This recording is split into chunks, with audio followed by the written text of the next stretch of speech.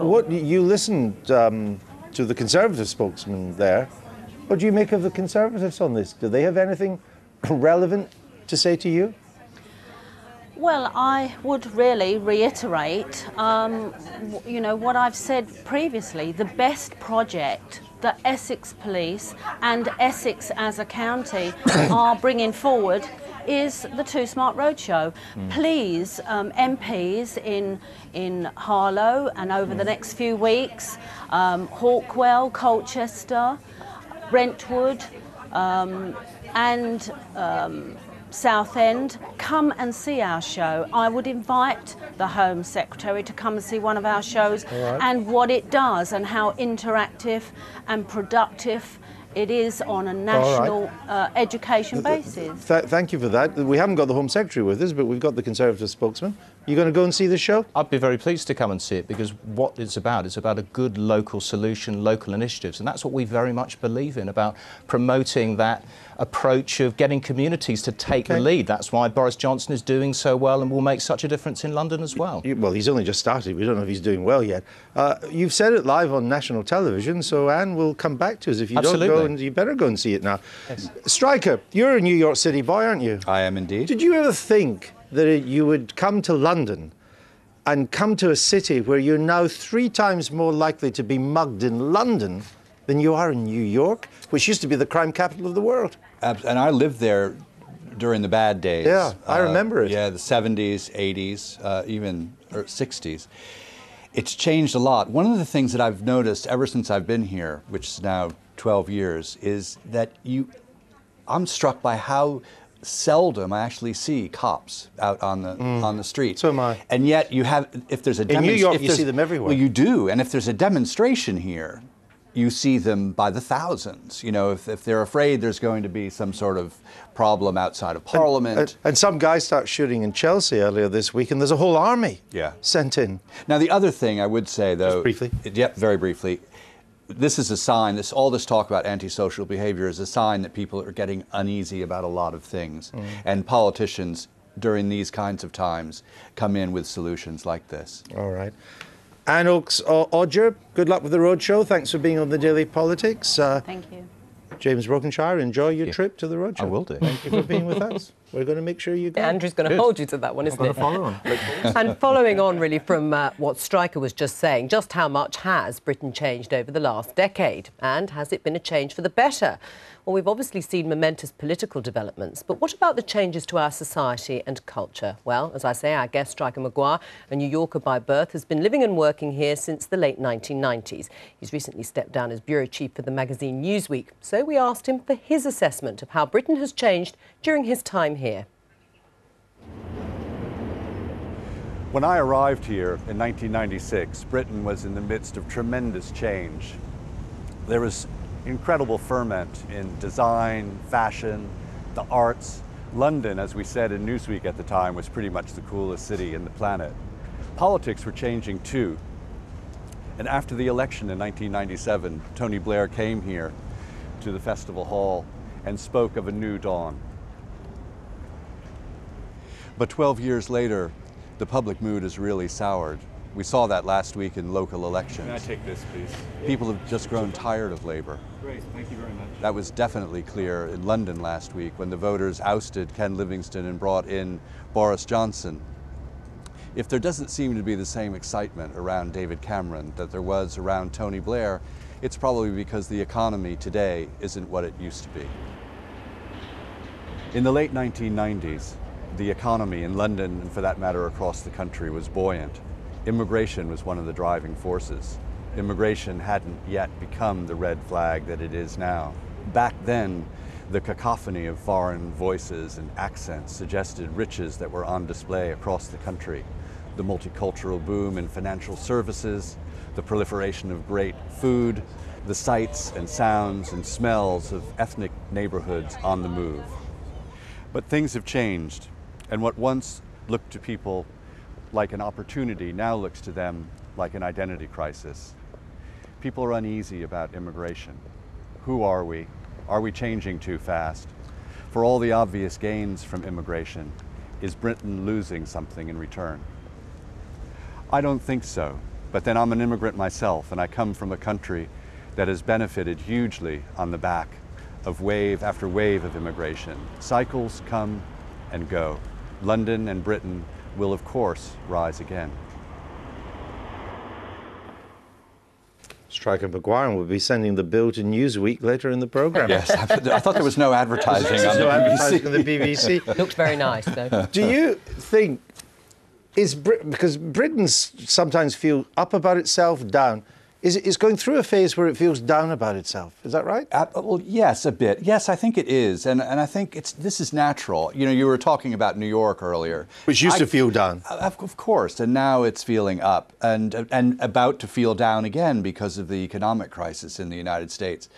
These things happen. I mean, I would say that London and New York are unto themselves as cities. You would probably agree with that. They're international city-states. They are more than any other. They're the only two in their class, I think. And of course they go through cycles.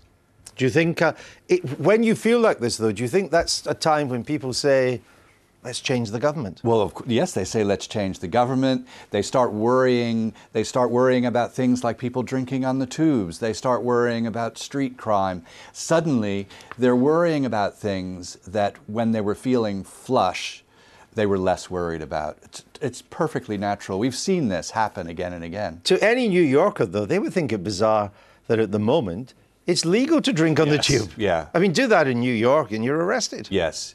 Well, yeah, the whole drinking issue, there's obviously that's a whole other program, really, but the drinking culture here is very different, strikes many Americans as strange, unusual. It is just, you don't see that kind of drunken yobbery on the streets of New York. All right, we have to move on. Yes, and take a quick look at the emails on, in fact, that very subject. Talking of the crime and antisocial behaviour, we've had quite a few people writing. Nigel from Northumberland says if we look back at the last 200 years, there's always been a problem with adolescent males letting off steam. It was nothing new, yet each succeeding generation thought it was. It's just the publicity that makes politicians apply ill-considered and poorly funded gimmick policies. G. Phillips in Sussex, why did we let Labour get away with the term antisocial behaviour? It's crime, often low level, but still crime, and should be treated as such. And Glyn Williams in Buckinghamshire says, here we go again, yet another pointless initiative by New Labour. Barry Singleton said, head girl Jackie can never have the first idea how it feels to be a disaffected young male. Well, that's true, I suppose, well, but it'd be difficult for her, wouldn't it? Very tough, our email, as you know. It's very tough. Now, while we've been on air, the row over this suggestion of a referendum in Scotland on Scottish independence, well, it's been developing this morning. You probably saw PMQs if you were watching the show yesterday. Labour's Wendy Alexander, she kicked it all off by calling for a referendum at the weekend, sooner rather than later, she implied. But yesterday, Gordon Brown denied that she'd actually called for immediate referendum, though all the record seems to suggest that she did. And in the last half hour, Wendy Alexander has repeated this call for a referendum. Let's see what she had to say. First Minister, I'm not the problem. Labour's not the problem. The legislative timetable's not the problem. Even Nicola Sturgeon this week isn't the problem. The First Minister is the problem when it comes to resolving this issue in the nation's interest. The First Minister has a statement next week on his programme for government. The question is simple. Will he bring forward a referendum bill in next year's legislative programme next week? First Minister. And the answer is we'll stick to what was laid out in the SNP manifesto in pages 8 and 15. Well, I wouldn't say that Wendy Alexander is the only problem the Labour Party has. But I think quite convincingly after the last few days, we can decide that she's not the answer.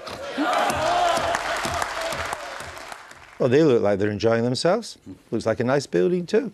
Now, Scotland's political correspondent, Glenn Campbell, he joins us now from Edinburgh. Glenn, the Prime Minister said yesterday that Wendy Alexander wasn't calling for a quick referendum. It's pretty clear from what we've seen is that she wants a referendum as soon as you can have one. Isn't that true? Yeah, she wants an early referendum, and she's been pointing out that it takes a while to get the necessary legislation through the Parliament. She demanded on Sunday that Alex Salmond bring it on. His answer, of course, is that for somebody who keeps accusing him of breaking his promises, here's one he's trying to keep, because the SNP in its manifesto said, yes, it would like to have an independence referendum, but in 2010. And it's the timing of that that both sides disagree on, because if the SNP can, it wants to hold the referendum after the latest point at which the UK general election could take place. In those circumstances, perhaps David Cameron will have become Prime Minister. Perhaps he'll be running the UK with very few MPs from Scotland. In those circumstances, the SNP think they've got the best chance of winning. To be honest, Labour's worried about that too. That's why they want any referendum to take place this side of the general election, when they think they've got a better chance of keeping the Union in one piece. So, on an issue which involves the breakup of the United Kingdom, it'd be hard to think of a bigger issue, it's old tactics. The Scottish nationalists don't want to hold one now, though they believe in independence. They want to wait until they think they could win one. There's a lot of tactics being played here, and Wendy Alexander herself said on Sunday that there had been tactical discussions within the Labour Party about how to play this. Some in the party have been egging her on for many months to make this U-turn and to end Labour's opposition to a referendum. The problem really is that she seems to have announced it without squaring it with other parts of the Labour Party, not least with the Prime Minister himself. So whilst it's been considered, I don't think these discussions had concluded, and Wendy Alexander seems to have taken a freelance punt on this one. All right. Glenn, thanks for joining us. Good to talk to you. It looks as beautiful in Edinburgh as it does in London, doesn't it? Despite the political backdrop. Moving on to something a little different, though. According to the Federation of Small Businesses, our local shops are in crisis, with 2,000 of them closing every year. They want people to go to local shops rather than supermarkets. But is that practical? Well, we went out and about on this sunny morning to find out what you think. Local shop, the service is more friendly, and sometimes you can get more unusual foods. Probably prefer the big supermarkets because you can get more in it. So I'd rather come to supermarkets more cheaper. I think supermarkets are convenient. I think the danger of losing corner shops would be a sad thing for Britain. Yeah, I would say my corner shop is more convenient because I can then just get off the train and pick up what I need and go home without having to drive out of town. I do find considering it that they're a tad more expensive than the supermarket, but okay generally. I think we need them. Can't make supermarkets take over the world. Well, TV historian Adam Hart-Davis is with us now. Isn't it just a matter of being practical? You can't expect people to give up supermarkets and get everything in local shops. Well, you can. The great things... I live in Bristol, OK? And on the Gloucester Road where I live, there's a thriving shopping community. There's a fabulous bread shop, there are 3 greengrocers, there's a great butcher, and just up the road there's a brilliant fishmonger who says it's all dead that he sells, you understand, but, you know, he says that's the white fish and that's the pink one, it's called salmon. And it is. It's lovely to go to individual shops, but can't people combine the two together? Yes. You can't get everything at your the local shops. You've got to go to the supermarket, do the big shop. Right. I'm a busy mum. It is easier. But you don't need to drive 30 miles to an out-of-town shopping centre. I do all my shopping for the family on a bike, OK? And I fill up the trailer. I can shop for 4 of us for a week with the bike. Very, very efficient. You unload it into the fridge. You can't imagine everyone doing that, surely. Well, why not? Do you shop on a bike? No. Do you have a bike? I do. Could you shop with a bike? No, I'd never get all the stuff on. Yeah, baby, you had to tow a trailer behind. Honestly, it really is a good idea. So what you need to do, do please support this campaign, because we need those local shops, right? Okay. Federation of Small Businesses, fsb.org.uk, campaign you can join, sign up, tell the Prime Minister. It's the second commercial we've had on this programme. I thought that was what I was here for. We've got to say goodbye. I'll get the bike and the trailer. You got the message across. The next state to vote in the primaries?